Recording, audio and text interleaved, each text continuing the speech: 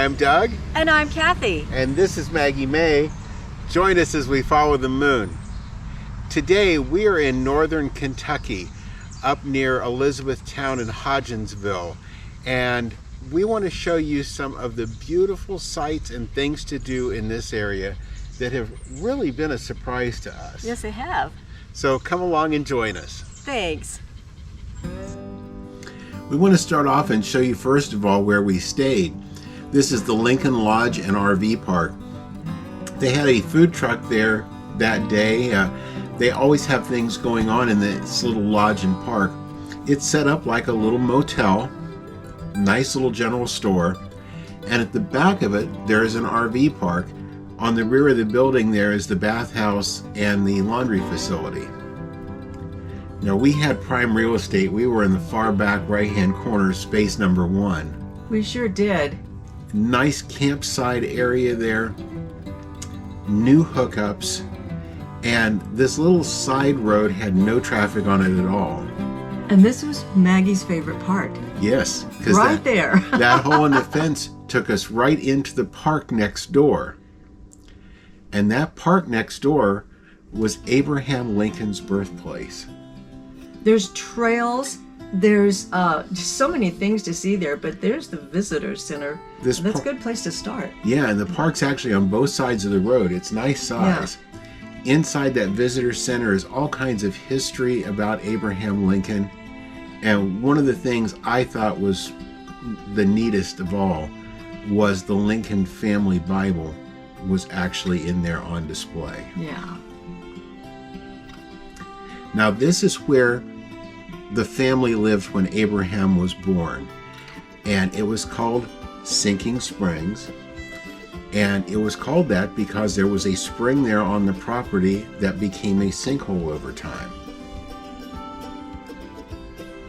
But this was their farmstead, and right beside the springs you'll now see this beautiful memorial.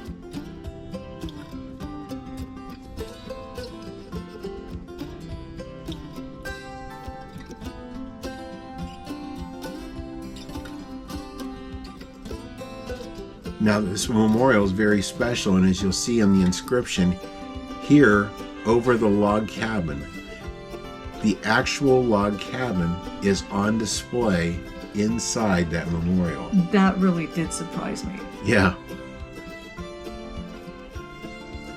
This is the log cabin where Abraham Lincoln was born.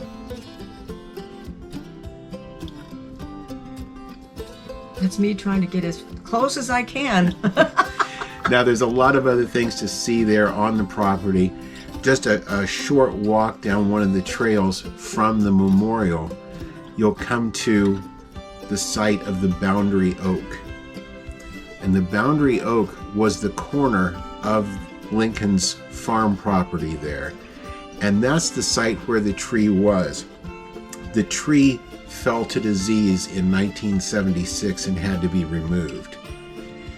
It's also site of the Nancy Lincoln Inn, and these were cabin cottages that made this a very popular tourist destination in years back. They're closed now, but they're just so cool to see that they're still standing. Now 2 miles up the road in Hodgenville is their, I was going to say town square, but it's a circle. It's a circle. And they have a beautiful statue there of Abraham Lincoln right in front of the Lincoln Museum. And that's him as a boy. Mm-hmm. Now that Lincoln Museum is supposed to be tremendous. We unfortunately ran short of time and didn't get an opportunity to go there. We did get ice cream though. That's right. That's on the square also. That was done in 2009 at the 200th anniversary of his birth. Now about 6 miles to the east of that square is an area called Knob Creek. And that is Lincoln's boyhood home. His family actually moved there when he was 2. And that's what he remembers as his childhood home. He doesn't remember the birthplace. Now he also had a younger brother that died in infancy, and he was born out here at Knob Creek. They've got it set up much as you would have seen the cabin 200 years ago. Imagine a family of 4 living there, but they did have a loft. I could do it. Tiny living. That's right. Inside, or next door, was a tavern. And the woman who had this tavern built, she did it so that people could actually come and visit because the land no longer belonged to them. And it was filled with historical stuff as well.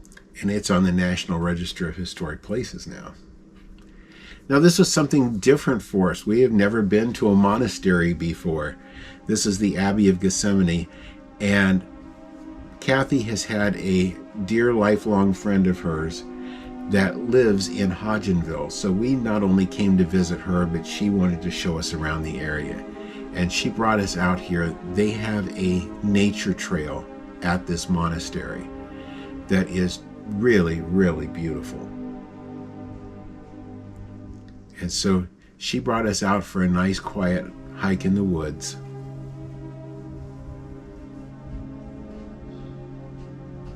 And as you go through the woods, you'll find statues that make great meditation areas. I don't believe we saw anybody else out there on the trails the whole time we were. It was warm. But it's a great place if you want to just be by yourself with your thoughts. Absolutely.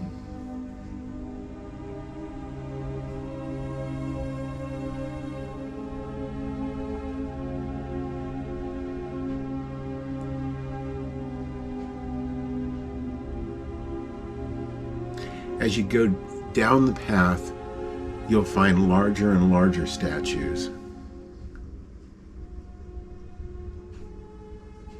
This was beautiful. Yeah, it was one of my favorites. And those wild lilies were growing everywhere.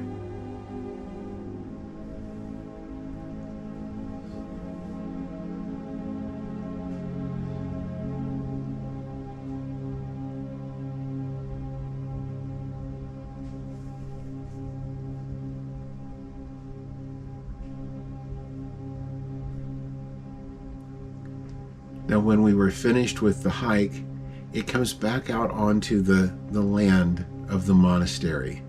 And the lands are all open to the public. We went up the staircase here. The monks were actually doing a prayer and chant when we were there. It is all open to the public. Now, our next stop was Bernheim Arboretum and Forest. And Bernheim has beautiful trees, beautiful plants, beautiful grounds, but they are known for something very unique. The forest giants. That's right. They actually have 3 giants on the property. And as all good places go, you enter through a gift shop. And throughout the trails, there's artwork scattered throughout.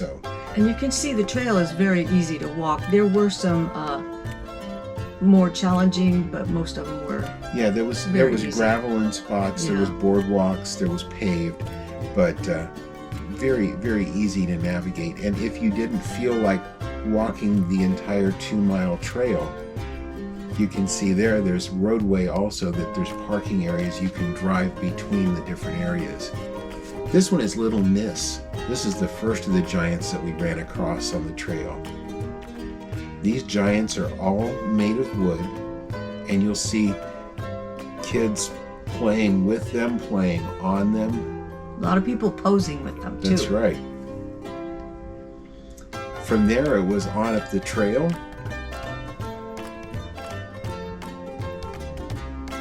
And there's the prairie. Now the prairie is a good share of the walk. It was a very warm day, so we didn't do a lot of the prairie walk, but we did get some pictures here of the artwork along the way, the waterfront. But with it being open and warm and humid, we went back to the car and we did a little bit of driving between a few of these spots too. beautiful, beautiful area.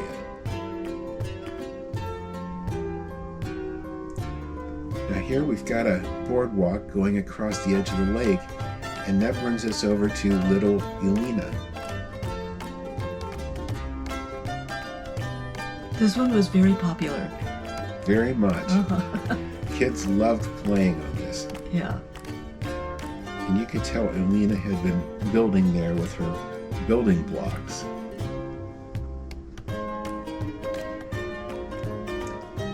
On across another bridge and boardwalk, and we came to this large giant. This is the adult. This is Mama Lumari. She's resting and relaxing there by the tree. And there's a reason. Absolutely. You'll see here that it tells the children not to climb on her belly, as she has a little giant coming. That's right. So she's resting there while the kids are out playing, and there's her kitchen and all of her daily necessities. I love that. Looked like something good cooking there too. Mm-hmm. Now this was something that was really special to me. Over the last several years, I've really felt like I would like to be brave enough to get out on the water. And my friend has kayaks. So I talked her into it. And then the minute I got it out of my mouth, it was like, well, now I'm committed, so I have to do this. But it was just so beautiful, and it was such a great experience that I'm now looking for one myself. There's just something about being out on the water. It's so peaceful. And look at that water was like glass. It was a perfect evening to go kayaking.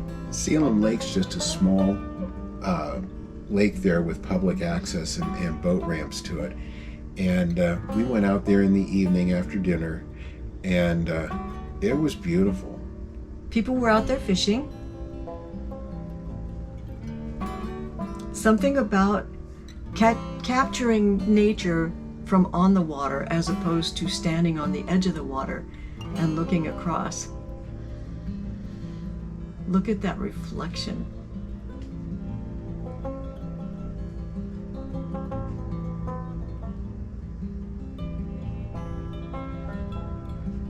And it wasn't just the water and the trees that you were talking about in capturing nature either. No, it wasn't. I actually saw a blue heron chasing an owl, and here comes another heron that I got to capture as he flew by. And then the sunset. That was beautiful.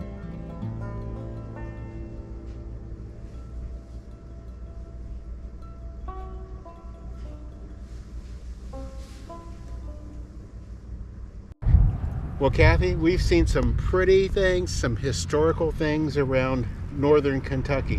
What have you thought? I love it here. It is so peaceful, and it's really neat. Very relaxing. Yeah. And speaking of relaxing, we're going to be starting part 2 of this in Bardstown, Kentucky, which is right in the middle of the Kentucky Bourbon Trail. As you can see, we've got Jim Beam right here behind us. We're going to be taking you through Bardstown, a historic tavern that's the oldest whiskey bar in the area. And then we're also going to take you over and give you a tour of Maker's Mark.